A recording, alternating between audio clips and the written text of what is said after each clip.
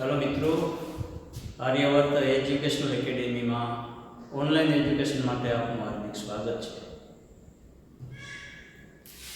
અંગ્રેજી ગ્રામરની અંદર છેલ્લા ઘણા વખતથી આપણે ડાયરેક્ટ અને ઇનડાયરેક્ટ સ્પીચને સમજવા માટે કોશિશ કરી છીએ.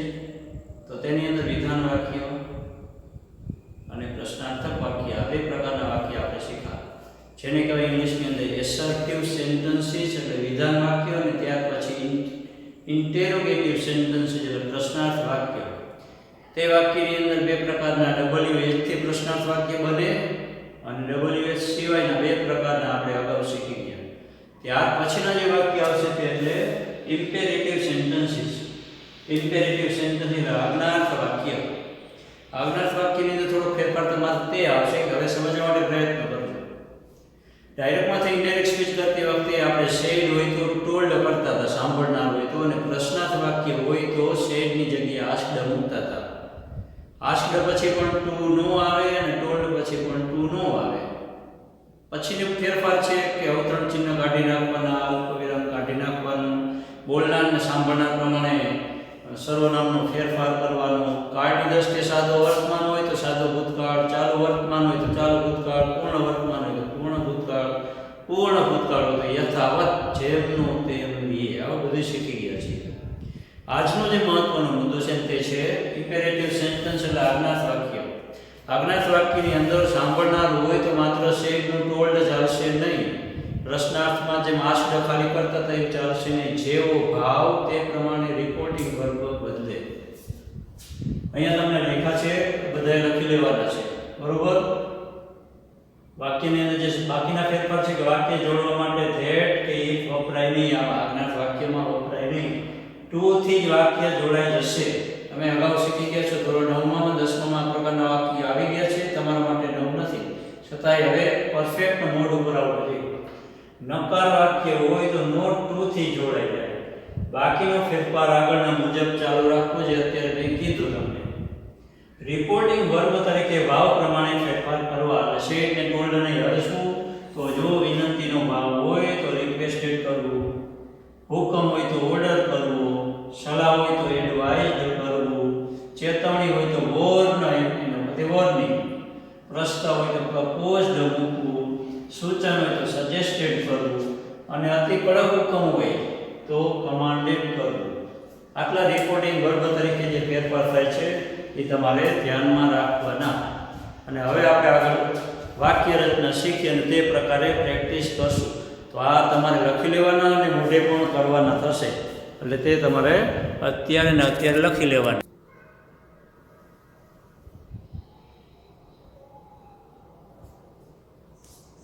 તો મિત્રો, આજ્ઞાર્થ વાક્યની સૂચના કરી તે પ્રમાણે હવે તમારી સામે આ વાક્ય છે, બરોબર? એની અંદર બહુ સિમ્પલી બે જ પ્રકારના વાક્ય છે, અકાર અને નકાર. આજ્ઞાર્થ વાક્ય.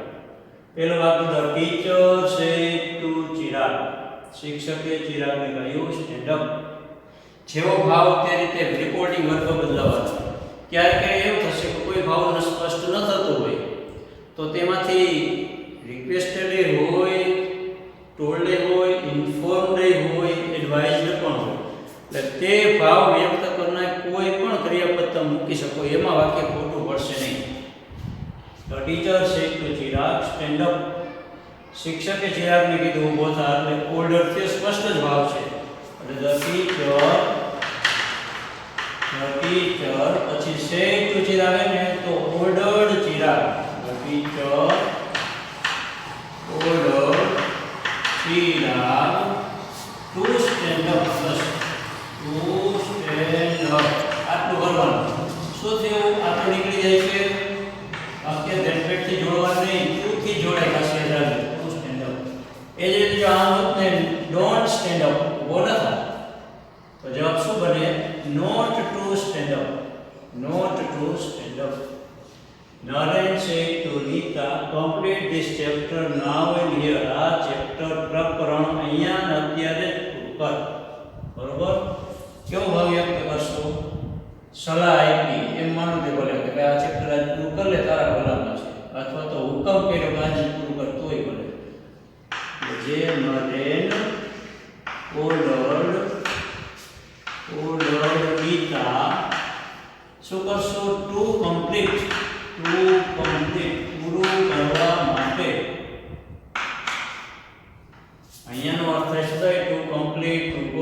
પ્લે રમવા માટે, ટુ કમ્પ્લીટ એટલે પૂરું કરવા માટે, એમ ટુ સ્ટેન્ડ એટલે ઊભા થવા માટે હું કામ કર્યું. ટુ કમ્પ્લીટ ધીસ ટુ થઈ જાય છે ચેપ્ટર. નાઉ શું થાય? નાઉ ધેનો and there then there. Save water for coming generation, said an old to me. કે વૃદ્ધે મને કીધું આવનારી પેઢી માટે પાણી બચાવો એટલે સલાહ આપી. An old advised me. An old advised me. આટલું થયું. જેવું ભાવ તે રીતે રિપોર્ટિંગ વર્ગમાં બદલાવતું જવાનું. An old advised me to save water for coming generation.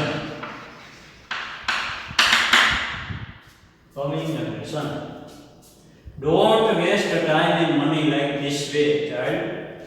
બાળક આવી રીતે સમય અને પૈસા વેડફ નહીં. સલાહ એન એલ્ડર એટલે વડીલ. શું કરશો? Don't waste time and money like. Order કરો તો ભલે, એડવાઇઝ એટલે સલાહ આપી તોય ભલે, બરોબર. વોર્ન ચેતવણી આપી તોય ભલે. એટલે એમાં તમારે ક્યારેય વાક્ય ખોટું પડે નહીં, માનવાની, બરોબર. An elder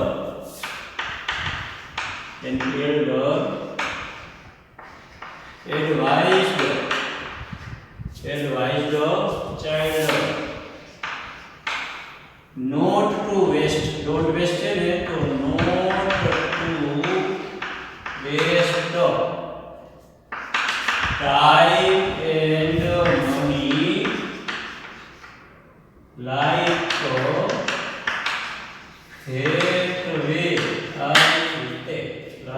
that way.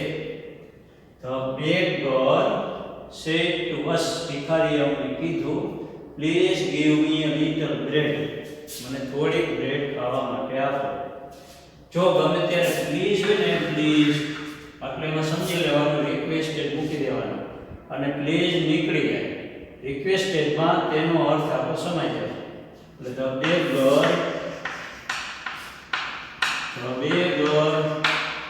Requested us to, આ નીકળી જાય.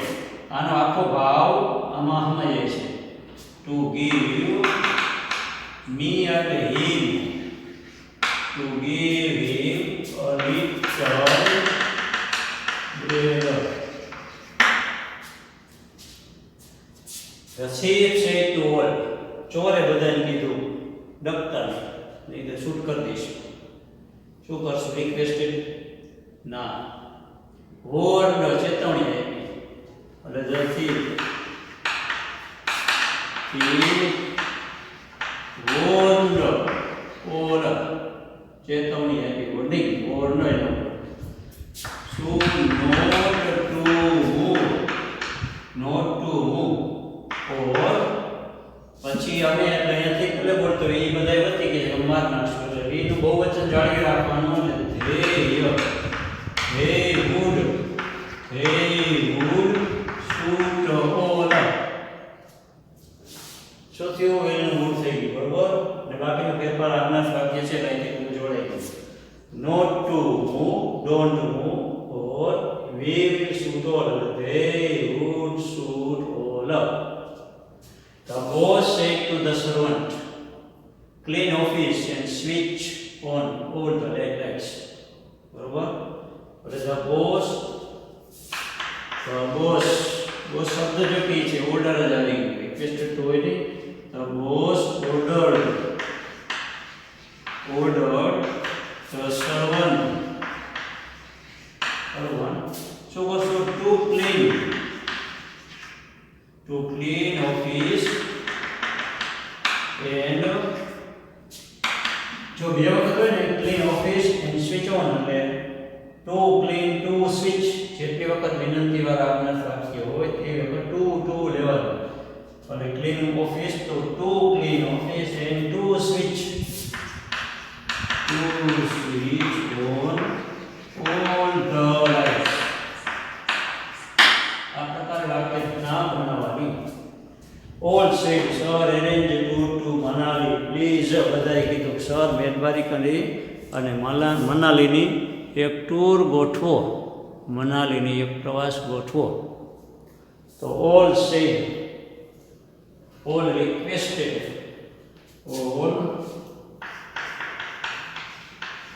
All requested sir. શું કરશો? To arrange tour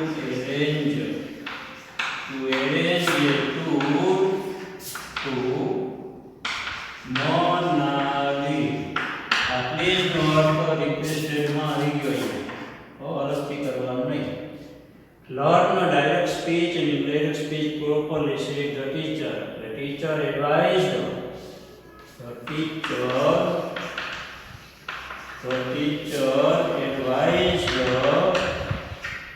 to learn direct speech and indirect speech properly. યોગ્ય રીતે શીખવાની સલાહ આપી, એડવાઇઝ. અને she said to him, bring a gift from there. તેણે કીધું કે ત્યાંથી ભેટ લઈ આવો. એટલે જો કોઈ જ ભાવ વ્યક્ત ન થાય તો તે જગ્યાએ તમે ટોલ્ડ મૂકી દો તો ચાલે, ખોટું પડે નહીં. કોઈ ભાવ સ્પષ્ટ ન થતો હોય તો ટોલ્ડ મૂકી દો. એટલે શું કરશો? she pointed to him, બતાવ્યું. પોઈન્ટ એટલે બતાવવું, દેખાડવું, શોડ. અથવા she told him, એડવાઇસ ની જ્યારે સલાહ આપી, ભેટ લાવી હોય તો ત્યાંથી લાવજે. she told him to bring a gift from there. આ પ્રકારે વાક્ય રચના તમારે ડાયરેક્ટમાંથી ઇનડાયરેક્ટ સ્પીચ કરો ત્યારે આજ્ઞાર્થ વાક્ય બનાવવાના થાય. ધ્યાનમાં આવ્યું? ટૂંકમાં કેવું હોય ને તો વાક્ય ટુ થી જોડાય, નકાર હોય તો નોટ થી જોડાય. એ કાંઈ આમાં નવું છે નહીં. તમારે અહીંયા આજ્ઞાર્થ વાક્ય પૂરા થાય એટલે આપણે તે સુધીમાં શું શીખ્યા? વિધાન વાક્ય, પ્રશ્નાર્થ વાક્ય અને આજ્ઞાર્થ વાક્ય. તો આજે આગળ એટલું નથી. આજે હોમવર્કની અંદર 11મા વાળા જે વિદ્યાર્થીઓ હશે તે 11મા વાળાને આપણે ગયા વખતે શું આપી હતી? એક્સરસાઇઝ વાક્ય 16 થી 25 આપ્યા હતા ને એક્સરસાઇઝની અંદર, પાના નંબર 136. તો આજે 26 થી 50 વાક્યો, 26 થી 50 વાક્યો. પેજ નંબર છે 136 137. પેજ વાક્યો 26 થી 50, પાના નંબર 37. બરોબર? અને આ રીતના વાક્ય અમારે 26 થી 50 લખવા. અને 12માં જે છે 154 પેજ ઉપર તમને જાય તો એક્સરસાઇઝ 22મી આપી હતી. એક્સરસાઇઝ 22મી. બરોબર? પેજ નંબર 154 વાક્ય 21 થી 85 આપ્યા હતા. 21 થી 85. તો હવે તમારે એક્સરસાઇઝ 23 લખવાની છે. 23 અને આજ્ઞાર્થ વાક્ય છે. આજ્ઞાર્થ વાક્ય એક્સરસાઇઝ 26. એક્સરસાઇઝ 26ની એક્સરસાઇઝ 26 પાના નંબર 160. 12મા વાળાને એક્સરસાઇઝ 26 વાક્ય 124 વાક્યો 1 થી 25. વાક્ય 1 થી 25 પાના નંબર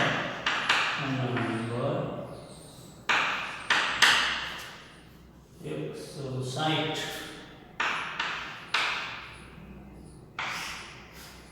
આમાં શું છે?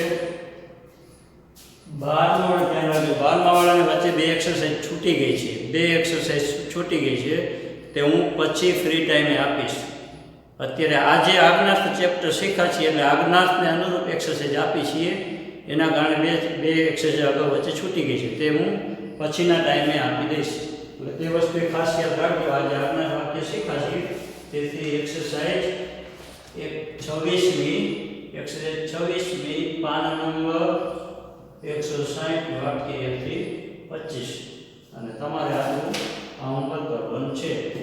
અને 11મા વાળા જે કીધું તે રીતે બરોબર. એને જે વાક્ય છે 26 થી 50 PAN number 137 PAN number 137 PAN number 137 11મા વાળાને પાન નંબર 137 આવી રીતની બેને હોમવર્ક કરવાનું છે બરોબર. અહીંયા આપણે આજનું ટોપિક પૂરો કરીએ છીએ. આ રીતના આજ્ઞાર્થ વાક્ય છે એ લખવાના અને તમારે 11મા વાળાને મિક્સ છે, 12મા વાળાને ટોપિક વાઇઝ છે. કારણ કે આ જ વાક્ય તમે બધા જ વાક્ય 10મામાં શીખી ગયા છો, બધું રિવિઝન છે. તો ફરીથી તાજું કરી લઈએ. આજે તો અહીંયા આજ્ઞાર્થ વાક્ય પૂરા કરીએ છીએ, આજનું ચેપ્ટર પૂરું કરીએ છીએ. અસ્તુ. જય હિન્દ, જય ભારત. આવજો.